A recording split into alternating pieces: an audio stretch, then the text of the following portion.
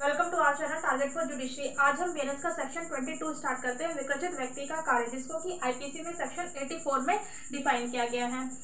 विकृचित व्यक्ति कौन होता है? विकृचित व्यक्ति जो कि बचपन से ही जड़ अथवा मूड हो, यानी कि जो कि अपने माता पिता के नाम ना बता सकता हो, या फिर 1 से 20 तक या 100 तक काउंटिंग ना आती हो जिस व्यक्ति को, या कोई व्यक्ति जो है जो कि बीमारी के कारण असमर्थ है, यानी कि बीमारी के कारण जो है वो कार्य की प्रकृति को नहीं समझ पा रहा हो।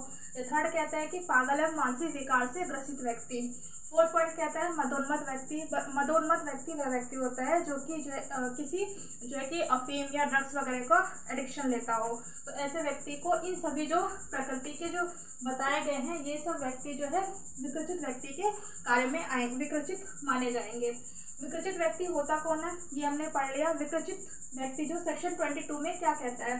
सेक्शन 22 में कहा गया है कि किसी कोई भी बात जो है कि अपराध नहीं है जो ऐसे व्यक्ति द्वारा की जाती है जो चित्त प्रकृति के कारण या तो उस कार्य की प्रकृति को नहीं समझ पा रहे हो, या यह कि वह जो कुछ वह कर रहा है वह दोषपूर्ण या विधि के प्रतिकूल है, यह जानने में असमर्थ है। यानी कि वो जो कुछ कर रहा है, वो व्यक्ति जो कुछ कर रहा है वो नहीं समझ पा रहा है कि वो क्या कर रहा है, कौन सा ऑफेंस कर रहा है। तो ऐसे व्यक्ति को क्या माना जाएगा? विकृचित व्यक्ति माना जाएगा।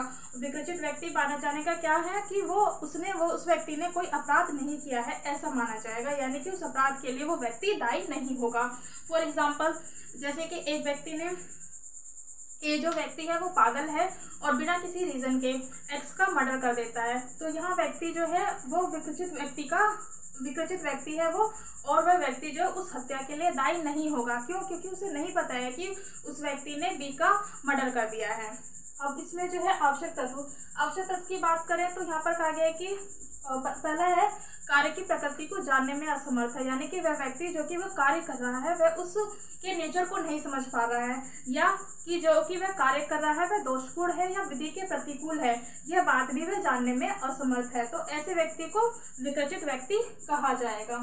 इसमें एक रूलिंग थी आर बनाम मैकनाटन 1843 की रूलिंग थी। इसमें कुछ सिद्धांत प्रतिपादित किए गए थे, इसमें कुछ प्रिंसिपल्स बताए गए थे, जिसमें फर्स्ट प्रिंसिपल ये कहा गया था कि जब तक कि न्यायालय या तो संतुष्ट ना हो जाए या न्यायालय में ये साबित ना हो जाए कि ऐसा व्यक्ति जो है, जिस व्यक्ति ने जो अपराध किया है वो विकृचित है, ऐसा जब तक साबित नहीं हो जाता है तब तक किसी व्यक्ति को, किसी अपराधी को स्वच्छित ही माना जाएगा। सेकंड पॉइंट कहता है कि व्यक्ति जो है मस्तिष्क दोष से पीड़ित है। यदि कोई व्यक्ति जब उसने वो अपराध किया है वो मस्तिष्क दोष से पीड़ित है तो वहां पर वह व्यक्ति ऐसा माना जाएगा कि वो विकृचित व्यक्ति है और उसके द्वारा जो किया गया कृत्य है वो नहीं समझ पा रहा है, तो अतः वह लायबल नहीं होगा, यानी उस अपराध के लिए वह दायी नहीं होगा। थर्ड पॉइंट कहता है कि अभियुक्त जो है जब किसी अपराधी ने जो कार्य किया है वह उस समय वह जानता था कि जो वह कार्य कर रहा है वह जो है कि अपराध है या विधि के प्रतिकूल हो, तो ऐसा व्यक्ति जो है दायी माना जाएगा, यानी कि वो विकृचित व्यक्ति का विकृचित जो सेक्शन 22 में है उसका लाभ नहीं उठा सकता और वह व्यक्ति जो है कि अपराध के लिए दायी ठहराया जाएगा।